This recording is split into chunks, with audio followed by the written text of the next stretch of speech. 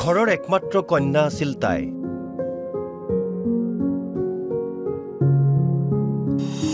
MBAৰ চতুৰ্থ সেমিষ্টাৰত অধ্যয়নৰত আছিল। কিন্তু নিয়তিৰ পৰিহাস আৰিনা আৰু নাই।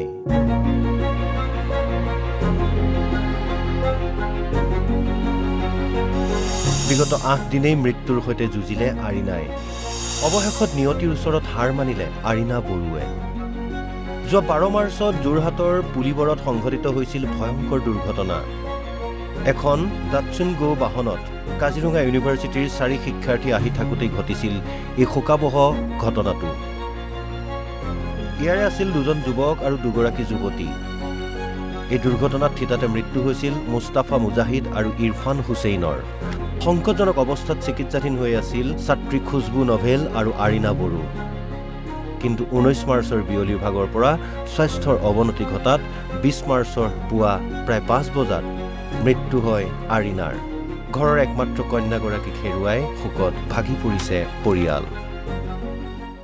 মই 12 তাৰিখৰ ৰাতি 9টা বাজিতে আহি পাইছোঁ আমি, দেউতাক আৰু মই আৰু মোমাইকটো আৰু ল'ৰাটো। তেতিয়াৰ পৰাই আমি ইয়াতে আছোঁ। বহুত চেষ্টা কৰিছিলে, চিকিৎসকেও বহুত চেষ্টা কৰিছে, সকলোকো কষ্ট কৰিলে।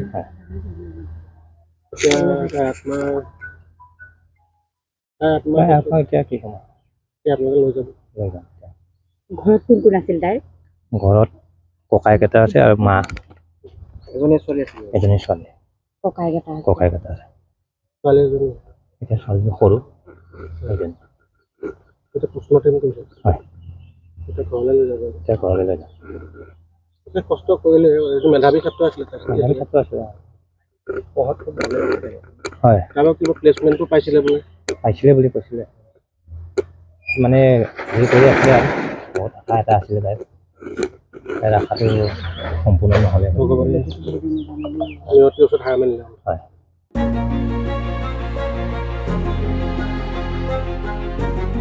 ভিডিঅ' জাৰ্নেলিষ্ট মেঘজ্যোতিৰ সহযোগত যোৰহাটৰ পৰা পিংকু বৰাৰ report, Assam live 24 NB news.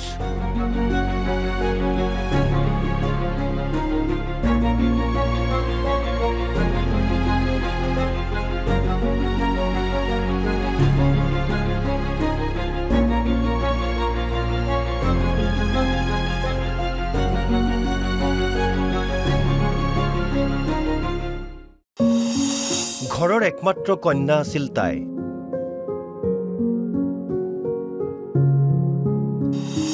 MBAৰ চতুৰ্থ সেমিষ্টাৰত অধ্যয়নৰত আছিল। কিন্তু নিয়তিৰ পৰিহাস আৰিনা আৰু নাই।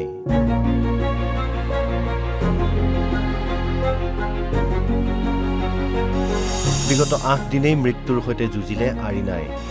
অৱশেষত নিয়তিৰ ওচৰত হাৰ মানিলে আৰিনা বৰুৱে। যোৱা 12 মাৰ্চত যোৰহাটৰ পুলিবৰত সংঘটিত হৈছিল ভয়ংকৰ দুৰ্ঘটনা। এখন ডাটছুন গো বাহনত কাজিৰঙা ইউনিভাৰ্চিটিৰ 4 শিক্ষাৰ্থী আহি থাকোঁতেই ঘটিছিল এই শোকাবহ ঘটনাটো। ইয়াৰে আছিল 2জন যুৱক আৰু 2গৰাকী যুৱতী। এই দুৰ্ঘটনাত থিতাতে মৃত্যু হৈছিল মুস্তাফা মুজাহিদ আৰু ইৰফান হুছেইনৰ। সংকটজনক অৱস্থাত চিকিৎসাধীন হৈ আছিল ছাত্ৰী খুজবু নভেল আৰু আৰিনা বড়ো। কিন্তু 19 মাৰ্চৰ বিয়লিৰ ভাগৰ পৰা স্বাস্থ্যৰ অৱনতি ঘটাত 20 মাৰ্চৰ পুৱা প্ৰায় 5 বজাত মৃত্যু হয় আৰিনাৰ। ঘৰৰ একমাত্ৰ কন্যাগৰাকীক হেৰুৱাই শোকত ভাগি পৰিছে পৰিয়াল।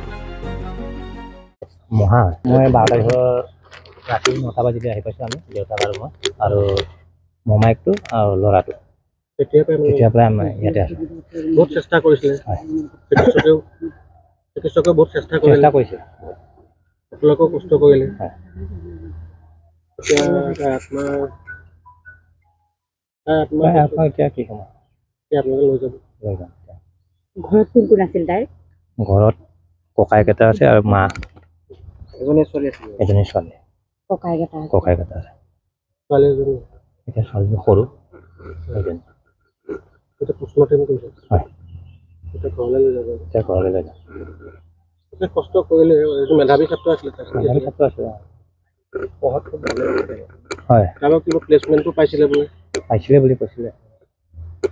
মানে হেৰি কৰি আছিলে আৰু বহুত আশা এটা আছিলে তাইৰ বচাই ৰখাটো সম্পূৰ্ণ নহ'লে ভগৱানে নিয়তিৰ ওচৰত হাৰ মানিলে হয়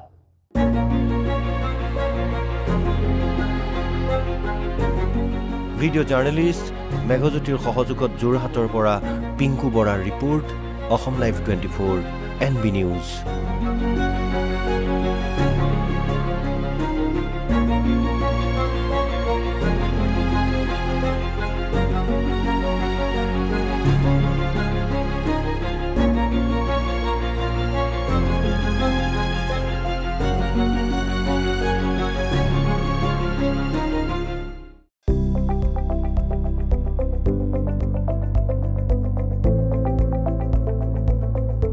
NB নিউজ সহজ সৰল ভাষাত নৱভাৰতৰ কথা